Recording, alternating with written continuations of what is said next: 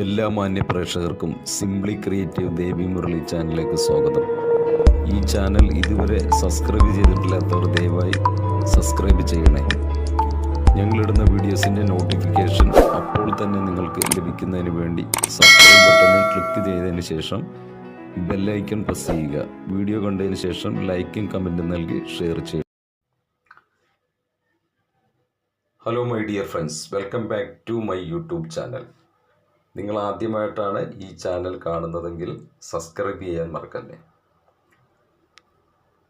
ഞാനും എൻ്റെ ആത്മസഖിയും എപ്പിസോഡ് 5 ഏവർക്കും ഒരിക്കൽ കൂടി സ്വാഗതം. അയ്യോ, എനിക്കങ്ങനെ വരാനൊന്നും പറ്റില്ല, ഞാൻ അടുത്ത മാസം തിരിച്ചു പോവുകയാണ് നന്ദ പറഞ്ഞു. അത് അടുത്ത മാസമല്ലേ, അതുവരെ ഒന്ന് വന്നുകൂടെ? ദേവൻ ചോദിച്ചു. ഞാൻ ശ്രമിക്കാം, നന്ദ പറഞ്ഞു. സന്തോഷം, ഞാൻ അവിടെ തന്നെ ഉണ്ടാവും, ദേവൻ്റെ മറുപടി. നന്ദ തിരിച്ചു നടന്നു, മനസ്സിലൊരു ആശ്വാസം പോലെ. എന്നെ കാത്തിരിക്കാൻ, മനസ്സിൽ പ്രതിഷ്ഠിക്കാൻ എനിക്ക് വേണ്ടി സമയം കണ്ടെത്തുന്ന ഒരാൾ ജീവിതത്തിലേക്ക് കടന്നു വരിക ഒരു നല്ല കാര്യം തന്നെ. പക്ഷേ എത്ര നാൾ?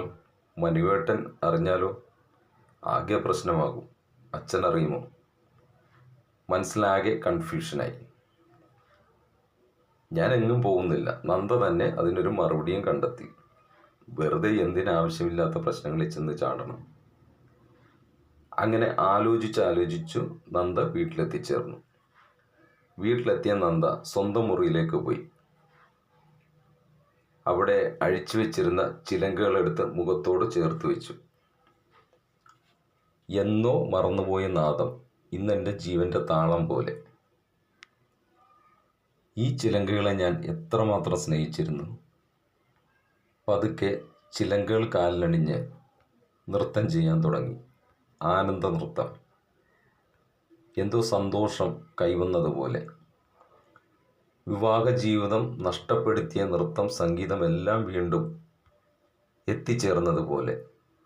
നൂപുരനാദം കേട്ട് അച്ഛൻ വിളിച്ചു ചോദിച്ചു, എന്താ മോളെ അവിടെ ചിലങ്കയുടെ ശബ്ദം? ഞാൻ വെറുതെ മറന്നുപോയ സ്റ്റെപ്പുകളൊക്കെ ഒന്ന് കളിച്ചു നോക്കാം എന്ന് വിചാരിച്ചു. നന്ദ മറുപടി പറഞ്ഞു. അതിനെന്താ, എൻ്റെ മോൾ ഇവിടെ നിന്ന് കളിക്കൂ. എത്ര നാളായി ഈ ചിലങ്കകൾ നിശബ്ദമായി അവിടെ ഇരിക്കുന്നു. ഇന്നതിന് ജീവൻ വെച്ചു. എങ്കിൽ എൻ്റെ മോൾക്ക് എന്തോ സന്തോഷം തോന്നിയിട്ടുണ്ട്. എന്താണെങ്കിലും അച്ഛനോട് പറയും. അച്ഛൻ്റെ വാക്കുകൾക്ക് ഇടർച്ച ഉണ്ടായിരുന്നു. ഒന്നുമില്ല, ഇത് കണ്ടപ്പോൾ വെറുതെ ഒരു കൗതുകം തോന്നി, അല്ലാതെ വേറെ ഒന്നും അല്ല, നന്ദ പറഞ്ഞു. അപ്സ്റ്റെയറിൽ കൂടി താഴേക്ക് ഇറങ്ങി വരുമ്പോൾ നന്ദയുടെ കാലുകളിൽ സ്വർണ്ണ പാദസരങ്ങൾക്ക് പകരം ചിലങ്കകൾ ഉണ്ടായിരുന്നു.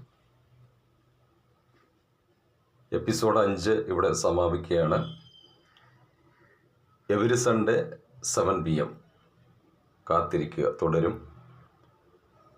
Okay, bye bye.